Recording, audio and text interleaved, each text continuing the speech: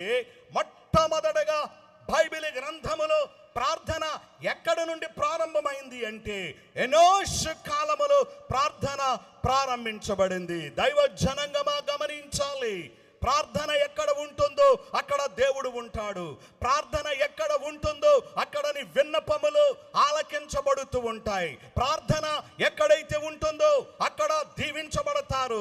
ప్రార్థన ఎక్కడైతే ఉంటుందో వారి కుటుంబాలు దీవించబడతాయి, వారి బిడ్డలు దీవించబడతారు, వారి వ్యాపారాలు దీవించబడతాయి. వారి పరిస్థితులన్నీ మార్చబడాలి అంటే కేవలము ఒకటి మాత్రమే సాధ్యము, ప్రార్థన.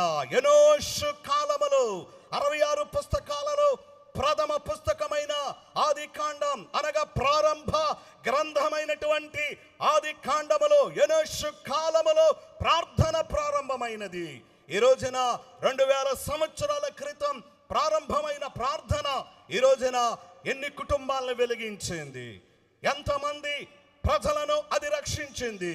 నీ ప్రార్థన నీ కుటుంబాన్ని రక్షించేదిగా ఉండాలి అని, నీ ప్రార్థన నీ బిడ్డలను రక్షించేదిగా ఉండాలని, నీ ప్రార్థన నీ యొక్క సంఘములో ఉన్న నీ ఇరుగు పొరుగు వారిని రక్షించేదిగా నీ ప్రార్థన ఉండాలి అనేటువంటి సత్యాన్ని నేను మనవి చేస్తున్నాను. దేవుని వాక్యం వింటున్న చెల్లి చాలా అవసరతల్లో